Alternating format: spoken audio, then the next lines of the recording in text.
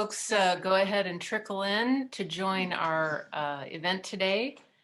I'm going to go ahead and get started by welcoming you all to Local Solutions to Climate Change, which is a special Earth Day program from Ohio Citizen Action.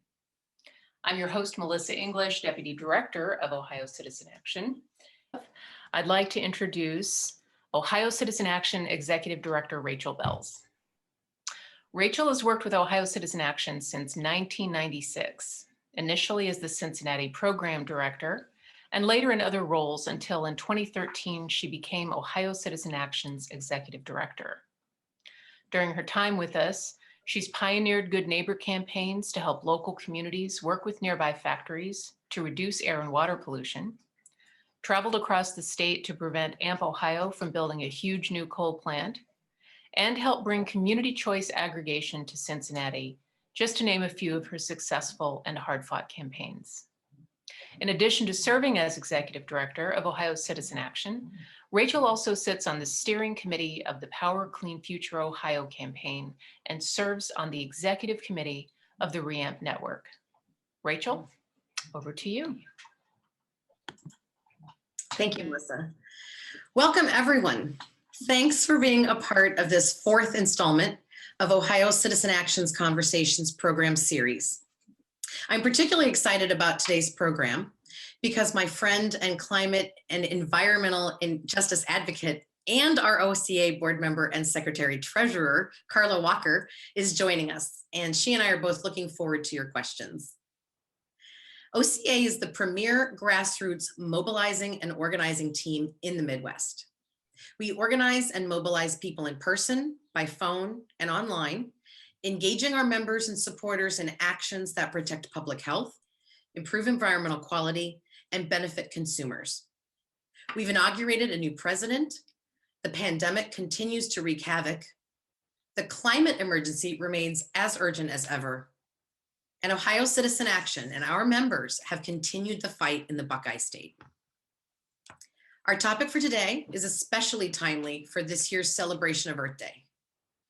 How can we address climate change with community-driven solutions?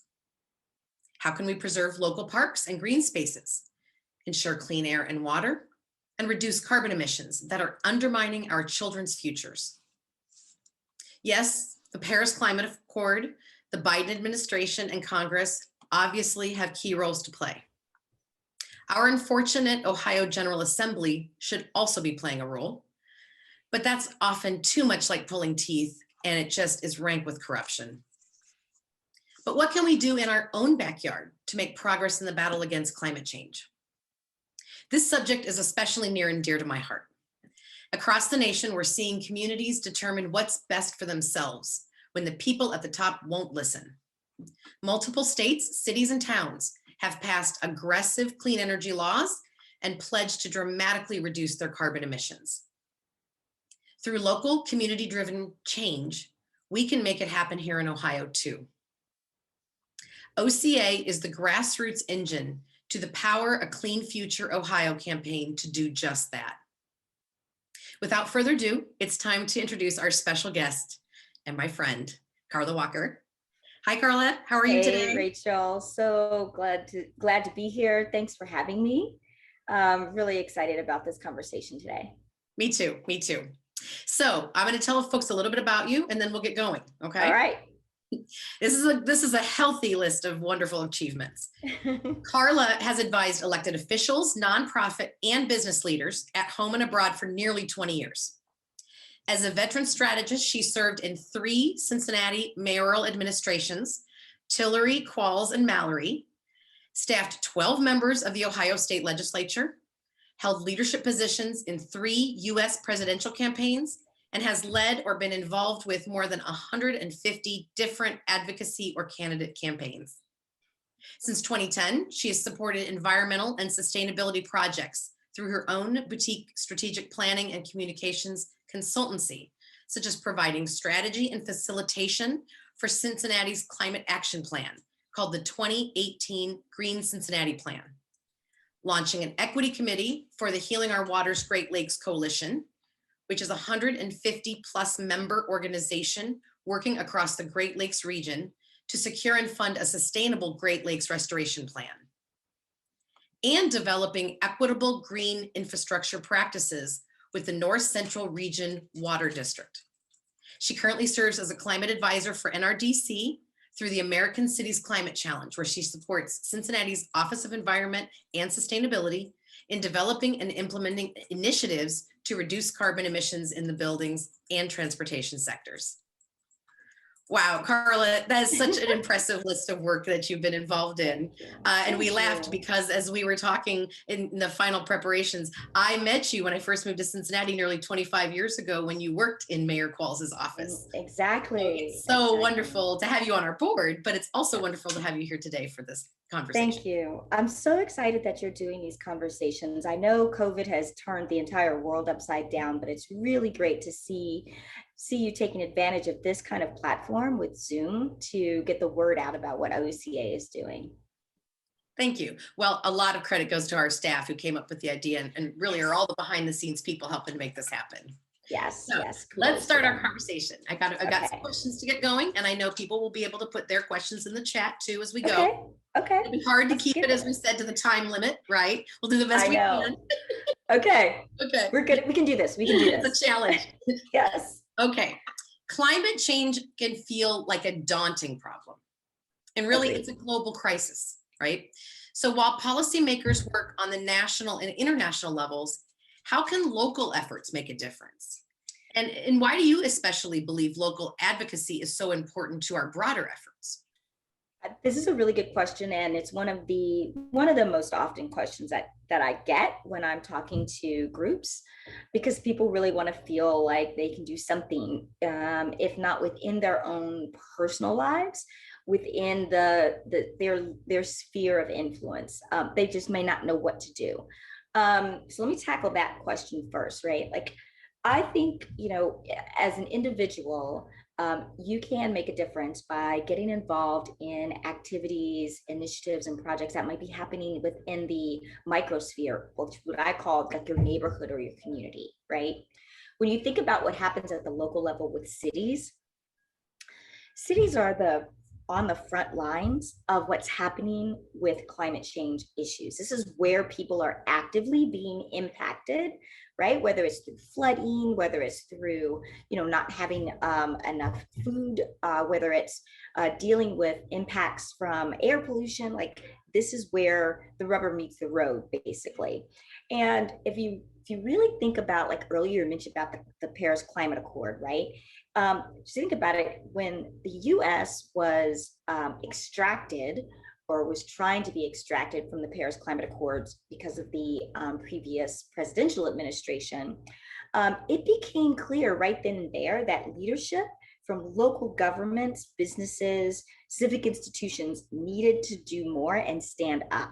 And so there were a number of local leaders that said, I'm all in, like we are all in. As a matter of fact, that was like one of the major national campaigns that took place to make sure that there was still climate action taking place at the local level. Yeah. So it's critical, because this is where people are feeling it. Right. That's a great point. That's a good centering for our conversation. Okay, so some cities and towns in Ohio and nationwide are already working on these very issues at the local level. How can I, or anybody on this listening today, find out about what might already be happening in my own backyard so that I can get involved in my own community? That's a really good question. It's a great follow-up question to that too. First, what I would do is tell folks to turn to your city's Office of Sustainability, or your city's Office of Environmental Quality, or something to that effect, right? Find out if your city, municipality, or town has one of those. Then find out if they have gone as far as creating a climate action strategy or some plan in place to reduce those carbon emissions, right? Cincinnati updates their plan every 5 years. And actually earlier this week, Oliver Kroner, who's the city's sustainability coordinator, and Michael Forrester, who's the city's director of our Office of Environmental Sustainability, they actually gave an update on like the goals, how well the city is doing in terms of meeting those goals for their climate reduction or their carbon reduction strategies. And so that's where I would look first, right? I would then also talk to your employer, right? Cities can't do this alone. So businesses have a role to play as well. Find out, what is your employer doing? This is beyond the whole idea of like recycling, right? So you want to find out, are they looking at electric vehicles? Are they looking at how they can benchmark their energy spending and figure out how to reduce that? Look also at school districts, right? Are school districts looking at electrifying their buses and their bus fleets? Building owners and your public transit agencies are also another place you can find out, what are they actually doing? Building owners can look at retrofitting their buildings and figuring out how to benchmark their energy expenses. So it's not just happening at the city municipality level. There's only so much government can do, and then these other sectors that people can play a role in to find out what's happening and push on those fronts as well. That's a really good point. Thank you. That really helps sort of, again, give people a great idea of what we can do right away, really. Yeah. What about some of the places in which there's maybe not much happening, or it's or you live in a township maybe where there just maybe isn't quite as much structure, or you live in a more rural community that may or may not be involved in this? What kind of advice would you give to people who'd like to gather others and engage in local action? So one of the first things I would say is recognize that it may not be easy. It's not going to be, you, as you may very well know, it may not be easy, but don't let that stop you. I would say probably the very first thing is, if you are working on organizing a wide range of voices for these issues, you're headed in the right direction, right? Climate change issues and really addressing climate change issues is inherently connected to addressing some of the systemic racial issues that are in this country. So if you're including individuals from those communities that are most vulnerable to these to feeling the impacts and burdens of climate change, that's the very first way. That's the best way to begin this whole process, because you need to have their voices and their experiences and their opinions included in how you move forward. I would then be, for your local elected officials and leaders who are doing this work, kind of the legislative policy bracket of what needs to happen. First off, show them the resources and examples of cities that are already doing this. The first thing cities are going to say is, we don't have money to do that, right? But show them examples of this is being done in smaller municipalities, and they're figuring out a way to address it, right? The most important thing is get it started, instead of saying immediately that it's something that cannot be done. Have them find out or explore best practices, talk to their peers in other cities, go on a knowledge exchange kind of tour, so that they can see what's happening. Ohio cities around the state, not just the big cities, but smaller cities and municipalities are doing this work, and they're figuring out ways to do it. So those would become some of the examples, or some of the advice I would say to get things started. That's great advice. And it's also why, as you know, Ohio Citizen Action is part of the Power a Clean Future Ohio campaign. Exactly. Cities of any size, cities of any shape, of any background are welcome. In fact, if anything, we're looking for the most diversity and representation, so that any city or community, town could see themselves as part of powering a clean future Ohio. So exactly. I mean, the thing is that cities and local groups do not have to do this on their own, right? There's Power for a Clean Future. There's OCA, right, to get information about what's happening with our energy in Ohio.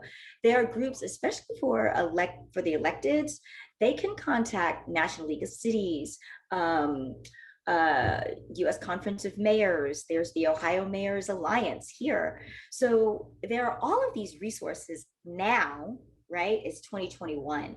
10, 15 years ago, these things didn't necessarily exist, right? US Conference of Mayors did, but there weren't any resources for local communities to figure out what's going on. They don't have to do this by themselves. There's a huge, there's a large backload of resources and best practices that they can lean into, right?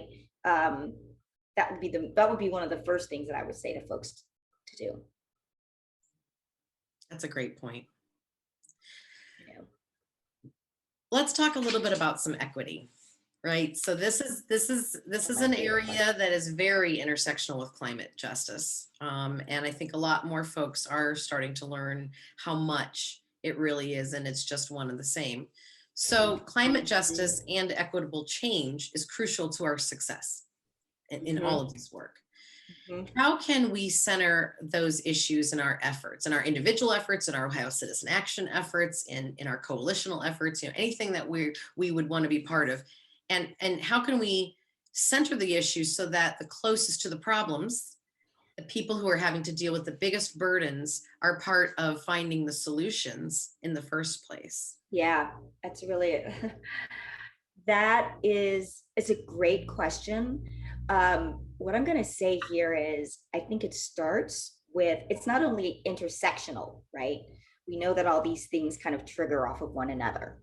It's not only intersectional. In order to center vulnerable communities, BIPOC communities that might be reeling from the collective effects and impacts of not only climate change, but systemic racism that has put them in these situations where they are most burdened. It takes an intentionality, a purposeful intentionality of making sure that those voices are at the table, right? So that's the first thing. And then there is not only just having them at the table, but there's a practice of doing active listening to what these individuals and these people are sharing their experiences, because it's going to be different from the traditional environmentalist, if you will, right? And then once we get a real understanding of the way in which some of these practices, policies, behaviors, and programs are negatively impacting those communities, then you can begin to kind of reverse engineer what your policies look like. And that's how you center, right? You begin with what that looks like. But again, like I say, it's a purposeful intentionality, and it is an active listening process. I would say as well, it's a continual learning process. This isn't something, equity and environmental justice, it's not like something you can check a box on, right? You have to continue to always, you've got to always talk about it. You've got to make sure that you're not shying away from it. Some of these conversations can be really difficult. Some of the conversations and what people are what they are learning and hearing about, maybe for the first time that they're hearing about these issues. They also may be hearing about things that are happening in these communities that don't necessarily align with what people might think are environment and climate issues, right? You may be hearing about crime, you may be hearing about education, you may be hearing about housing. So people have to be okay with being a little flexible in understanding that the experience that are of people from these really, really burdened communities. And let me just be clear, when I say that, I'm not just talking about urban communities, and I'm talking about rural communities can also be negatively impacted by climate change. And they may not necessarily have the tools by which, similar to other impoverished communities, they might have the tools or the access to affect change for them. So, that this is something you and I've been talking about for a while, right? How do we do this? How do we do this work? And it is a continual process. It's not something that we're going to say, oh, it's 2025. I think we're done with equity now. That's not how this works. Right.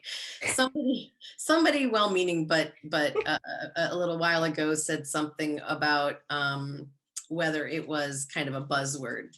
And I said, well, it all depends upon how you're using it and how you're hearing it, because it isn't if you're using it in the way that, Exactly. to movement and make it so much stronger with everybody. I mean, that's Exactly. the concept of inclusion, right? Is just absolutely everybody Right. involved. Right. And that's been a problem. So one of the things that you and I spoke about recently, I wanted to just, because you almost made an advertisement for it without realizing it, or maybe you did, is next week, the Ohio Climate Justice Fund is launching. Yes. And people should, watch out for that. The Ohio Climate Justice Fund. It's a new fund that is participatory grant making, and I'm lucky enough to get to be one of the founding members with a whole lot of other fabulous people working together. The grants that will be open for people to apply, or groups to apply, will be available specifically to BIPOC and BIPOC governed organizations. So that it is a very intentional way in which there's an opportunity for groups to actually get some funding to have some conversations. This is around the concept of it was pioneered originally in Illinois, but it's really listening sessions but it's called Listen, Lead, Share. And it's a way for, in this case, an organization, a BIPOC led or BIPOC and BIPOC governed organization, to be able to hold these very specialized listening sessions in their community in Ohio. Because one thing that I'm sure you and I can agree on is there are just so many people that haven't had a voice at all, ever. Communities, entire communities, communities of people, sometimes even entire industries. Right? Yeah, absolutely. So there are lots and lots of new opportunities, but I know that is one that's coming up in just a few days. No, that's actually really great. I'm glad that you mentioned that. And to this point of folks not having their voices be heard, their stories aren't being told, right? There's just not, people don't really know really what's happening to some of these communities, and some of the ways in which they're either denied access or to certain benefits of certain policies, and it's something that it's really tragic, but this is great to hear that the fund is being launched, and it's a statewide. Yes, yeah, it's just statewide. This is great. Again, it won't be launched until Monday, the 26th, and it again will have a lot of information involved, but it's pretty exciting. We've been working on it. The different committee members, and myself and others have been working on it for about 9 months. So it's pretty exciting. And there was some funding from a foundation right here in Ohio, a couple foundations here in Ohio that, the Gun Foundation and the Cleveland Foundation, that helped kind of kick some of this off. And that was a really wonderful opportunity for us within our entire work in Ohio. We know there's so much work to do, and you and I know, as Secretary and Executive Director at Ohio Citizen Action, very grassroots, organization, right? We know how important it is for groups that have the ability to connect with community members, especially those who haven't had much of a voice, to really be able to conduct those kind of programs. It takes funds. Right? It takes funds. It's so many. Well, and then you're talking about organizations at the community level that may not have staff, right? They may be totally volunteer led, and they may have maybe one person who's doing all of this work.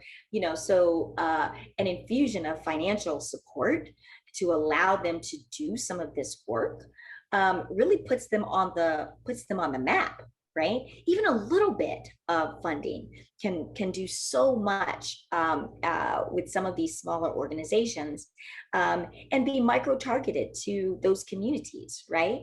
It's kind of like that butterfly effect, right? You do a little bit there that reverberates and it hits some other things. And this is incredible what you guys have been able to put together in the last year. So I'm just excited to see that it's finally gonna see some daylight next week.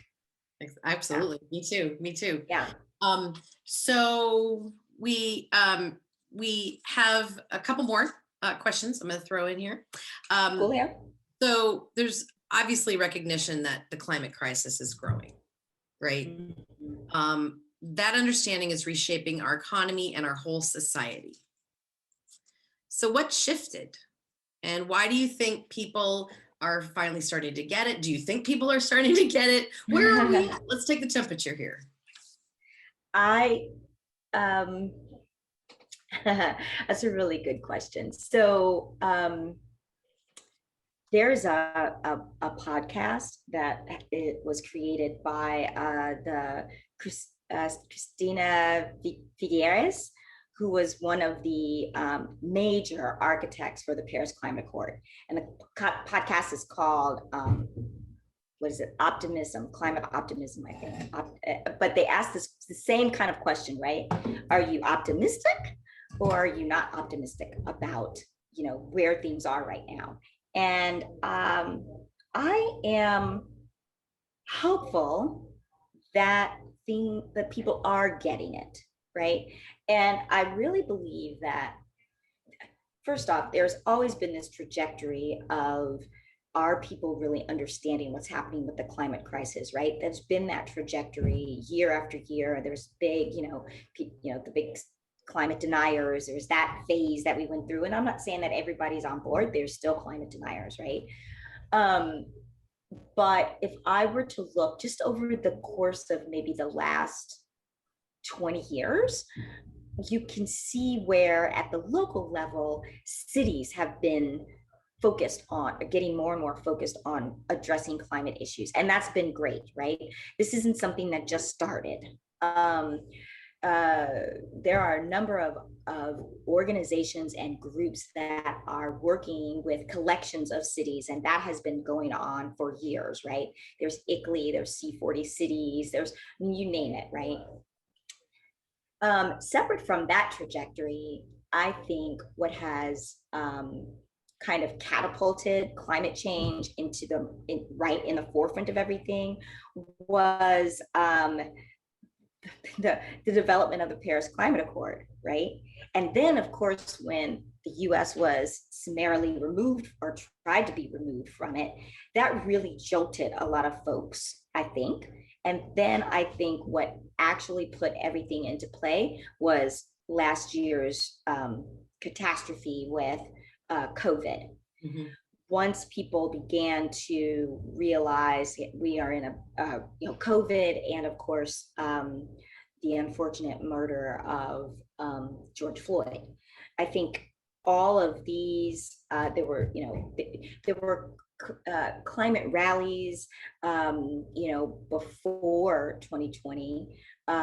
There were, but all of these kinds of things came together, I think, in a perfect storm in the crazy year that was 2020, that helped folks realize how connected they were with not just nature and what's happening in their own communities, but how connected they are with other people and how connected they are with people around the world. So I feel like that may have put everything on this major trajectory, but I also don't want to walk around with rose-colored glasses. We've still got a heck of a lot of work to do. There's a lot more, that we have to do in terms of just really basic education around, science and climate change and nature and nature-based systems and how humans impact that. So we have a lot of work to do around that, but I'm hopeful that we're actually in a spot where more people are recognizing the human impact on things. This is also to say that, right, a lot of young people had a lot to do with those major climate actions, right? Greta Thunberg and all of the other young people who worked to put this, in front of folks. So I think we just have had a couple of major incidents that that have really helped highlight the issue for us. I would say as well, environmental justice is not a new thing either. Right. Right? Some people might be thinking, oh, now we've got this word, we've got this new phenomenon. This has been going on. This is not a new issue, right? I remember when I first became aware of it, it was when the term environmental racism was being coined. This is back like in the Clinton Gore days. Clinton and Gore came out with the first executive order for environmental justice. But even then, it wasn't the first time that that concept was presented. So we're dealing, with some long-standing issues. And that's one of the other things people need to recognize, right? Like, this is why I say it may not be that you're going to get involved in something and bam, it's going to be solved in a year or two or whatever. It's long standing, and you've got a lot of layers to the onion, if you will. Yeah. I think honestly, that's partly what keeps me in Ohio. We have a lot of layers in our onion. And you can't a lot of work leave. to do, but a lot of great people to help connect. So it's what got me in the first place. Yeah. Well, you can't leave, so. No, I'm not going anywhere. You're not going anywhere. Getting back to cities for a second. What are the types of programs or the activities that cities can do that can make the biggest impact on climate change? For instance, if they do have the vision, the funding, even if they're starting to think about that, what are some of the biggest ones? You're going to make the biggest impact with any kind of climate change strategies and actions that address the built environment and transportation. Those are going to be the big ones that maybe not always the easiest or the sexiest, but those would be, because they contribute predominantly to the global to the greenhouse gas emissions carbon footprint. So when you say built environment, what exactly does that include for folks that aren't always in this work? In this space, and honestly, I always talk about I understand. So tell me, Carla, tell me a little bit more. So built environment is our structures, buildings, infrastructure, right? So one thing you could look at is making sure your buildings, let's say your multifamily building stock or your homes are energy efficient. Right? This could be even your commercial sector, to make sure that those buildings are energy efficient. How do you reduce the energy in those buildings, right? The energy that's consumed and or produced. So that's kind of what I'm talking about. How do you do that, right? In your home, it could be, let's swap out these lights for LED light bulbs, right? Let's make sure we have the insulation in our homes that we need, so that we're not spending as much on electricity and energy. Let's make sure we have aerators for our faucets and our showers. Maybe that's what we need, right? On the business side of things, Cincinnati has something, Cincinnati and Cleveland, I think, are the only two cities in Ohio that are part of something called the 2030 District Network. And this is a collection of primarily businesses, but larger structured entities, right? So in Cincinnati, we also have not just businesses in our 2030 district, but also our educational institutions, because their built environment, their building footprint is so large, right? But the 2030 district really is focused on how to make these and how to provide support and resources for those larger standing entities to reduce their carbon footprint by 2030 with water and energy reduction technologies. And so it's quite fascinating to see that there's a collection also of these groups kind of like really working on this issue. Yeah, that's what we mean by built environment. Yeah. And on the transportation sector, it's like, how do you make that a little more efficient? Is it converting and transforming everything into electric run vehicles, providing and building out the electric vehicle infrastructure in your city, or providing a lot more of e-mobility in your community? Right. Yeah. So we're getting people out of cars effectively. Yeah, exactly. I've heard about that more frequently about, it's about all the different modes of transportation, walking, biking, literally everything. Everything except cars. Except cars. Right. Yeah. Right. Because that's where it's always been too heavily balanced the way. Right. So let's talk for a second about community choice aggregation. Here in Ohio, we have an opportunity within our communities to have what we call community choice aggregation. And it allows us to not only be able to negotiate rates for electricity for cities that pass this, like Cincinnati and others. Columbus just did, recently. Yeah. So it also gives the opportunity of negotiating where the source is. So there's a lot of opportunities in Ohio, and that started, 20 years ago. Nobody would have known exactly what community choice aggregation is, but a lot of us have saved money and have been able to contribute to all kinds of opportunities for renewables here in the state and certainly in our country, even as we got started with renewable energy credits. So I know that's another piece of Power Clean Future Ohio's and Ohio Citizen Action and Ohio Consumer Power Alliance's work that we're going to be doing. There are lots of communities that have aggregation already, but haven't necessarily looked at the source opportunity to negotiate on the source, so that it could come from renewable energy. And there's a lot of different ways to get started in that. There's a lot of good ways to get started. I think sometimes though, or I wonder sometimes though, how much of that information boils down to the actual homeowner or renter, so that they know what that program is, right?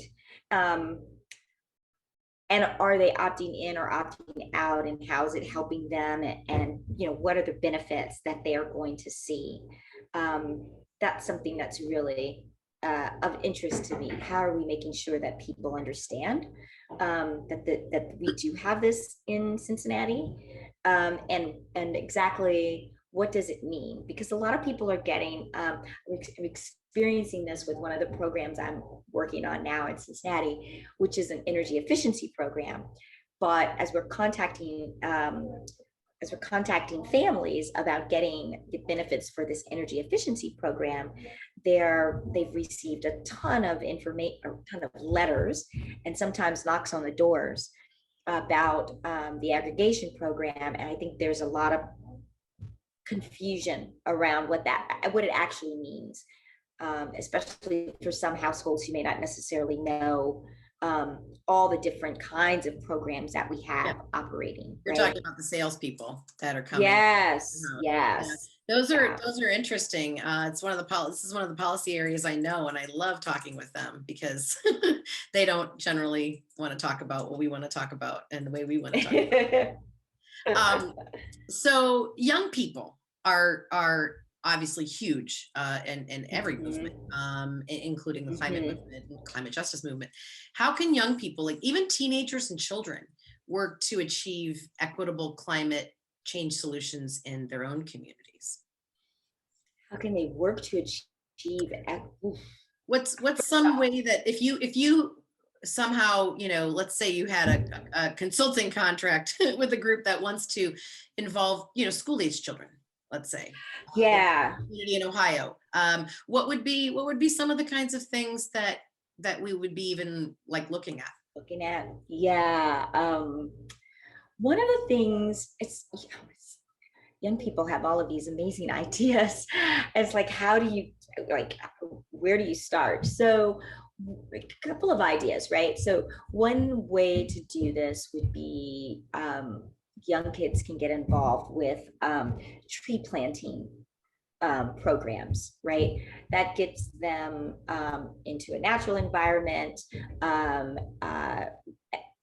And when they do that, we're hoping that that tree planting program and that urban reforestation program has already looked at where those plants and trees should be going to increase the tree canopy, especially in neighborhoods and communities that are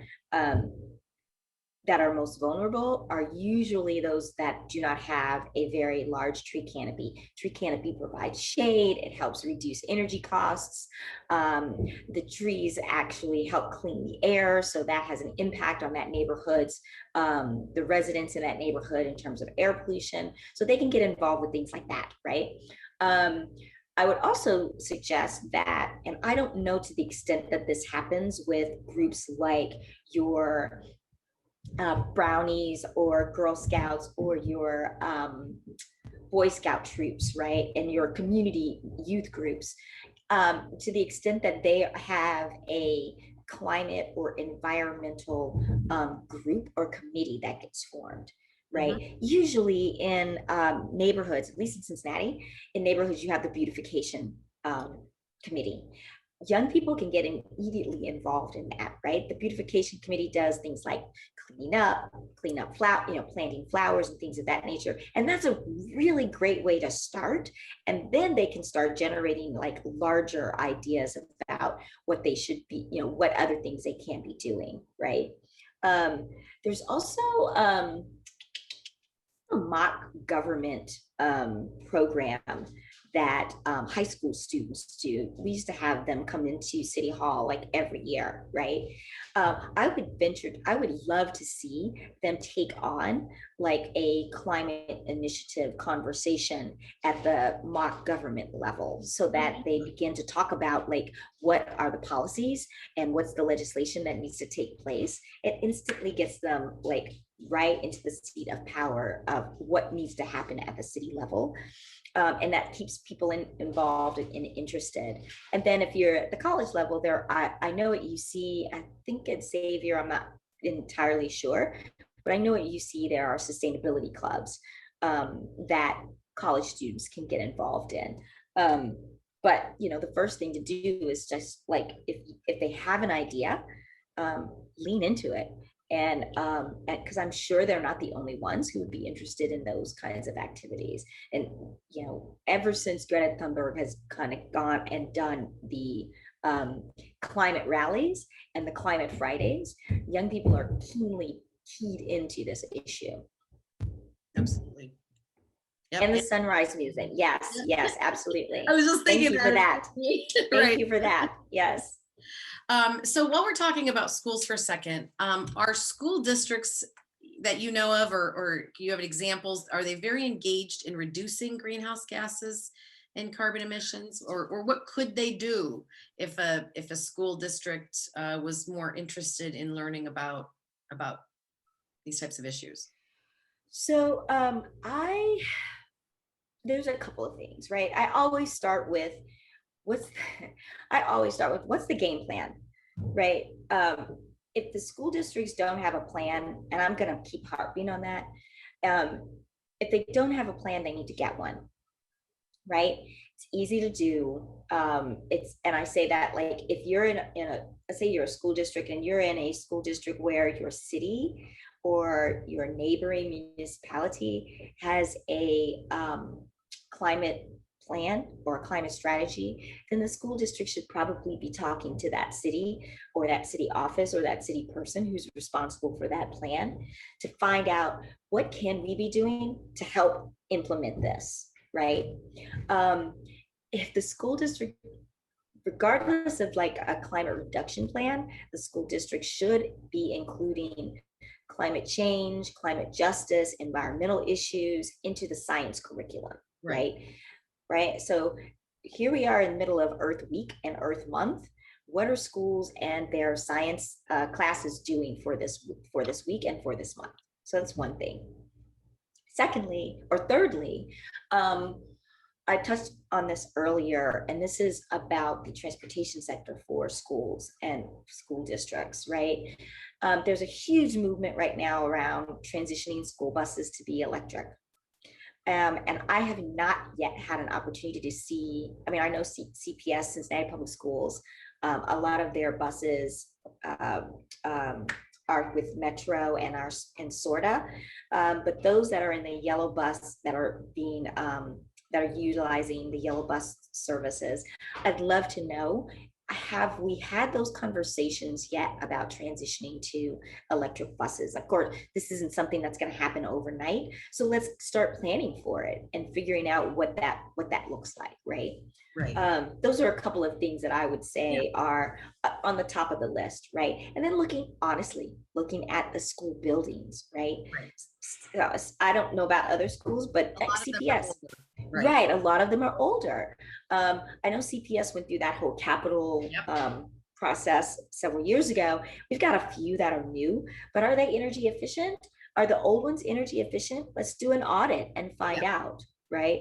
What can we do? Do we need to replace windows? Do we need, and let's figure it out and kind of figure out how much money we're talking about, so we know what we need to do if we want to try and accomplish that goal. Got it. Good points. Okay, so let's talk Lake Erie for a second. Great Lakes. Okay. Great Lakes. Great Lakes. Great Lake up north. Okay. So the Icebreaker Wind Project. Okay. Up on the Great Lakes. Okay. Lake Erie is stalled at the Public Utilities Commission currently. This is an audience member asked this question, so I don't know the source, but they said they understand they still need to sell 7 megawatts of power before they can get financing for that project. Is that anything that I am only familiar with the public utilities piece of it and the work to get the poison pill that we did in Randazzo out of the Public Utilities Commission. This isn't an area I'm familiar with. Is this an area that you know anything about? No, I'm not familiar with that project. And you mentioned Randazzo. I remember us OCA being involved in that at that level, but I'm not crazy. That was another crazy thing last year. It was last year, but I'm unfamiliar with the project with which the audience member is talking about. But I'd love to get a little more information. I didn't know that was happening. Yeah, it's there's a group called LeadCo that has helped lead that project in the first place, and I'm sure that people have contact there. Okay, so for communities with little or no renewable energy development, what are strategies to start to create some momentum?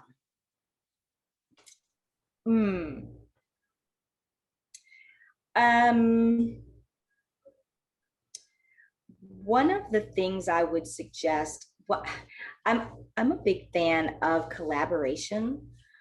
And so one of the things I would suggest would be to identify any potential partners or again, other smaller like-sized communities that have already taken these kinds of projects on. So you get a lay of the land, right? There's no reason for us to kind of always walk through these landmines by ourselves. People have already kind of done some of this work.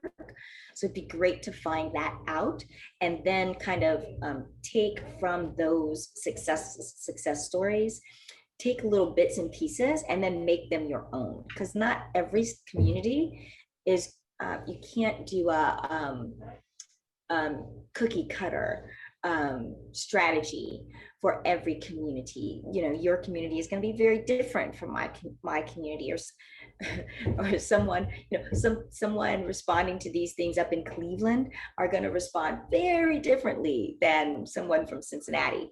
But you still might be able to take some of these lessons and make lessons learned and make them your own. But I would say that would be the first thing to do before you start jetting out there and start, you know, getting involved in certain things. Find out what things have happened in other cities and what kind of things have been modeled that you can probably scale up to your city, or at least kind of mimic in your city. Right, that's a good point.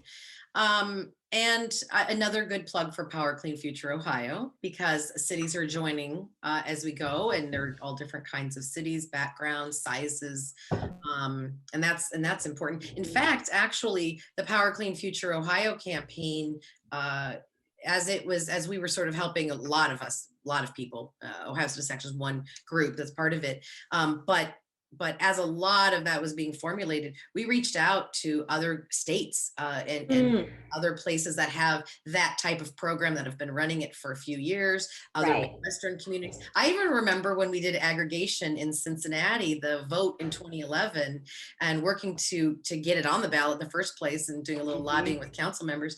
And I remember one of the things is we talked with a small community in Illinois, and Illinois is also deregulated. So they had community-based aggregation, and they gave us a great idea about how to make sure to get the best opportunity for a green, affordable green contract. And it was, we kind of used it as part of our organizing strategy in the public hearings, and it worked really well. So it's really, I think, such an opportunity that we have here in the Midwest that we can connect. And while we may not always be, even within Ohio, like you said, exactly the same, there are oftentimes kernels, at least, of opportunities for organizing. Right. In many communities. Now, one of the things I was going to share too is we've been talking an awful lot about Power for a Clean Future Ohio, right? And talking about it like, you know, cities can be a part of it. Cities can be a part of it. I'm going to step us back a bit and answer a couple of these questions again in terms of like, what can we do? How do we do it? If you're not an elected official, or if you are, you know, a member of a smaller community, one of the things, of course, letting your electeds know about that opportunity, Power for a Clean Future Ohio, and you can begin to organize your community to encourage your local leadership to join, right? So this is something that you can, you know, with a petition letter, right? That's something you can easily generate, right? You encourage them to join. You can, you know, submit letters to your editor if they're reading the newspaper.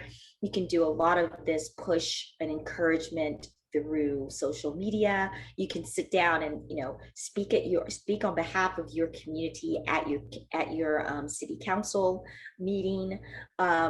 You can, you know, send letters to, and not just yourself, but of other folks that you've, you know, organized from the community, and really begin to kind of bubble up these issues from the grassroots. So that's one other way that you can do that, right?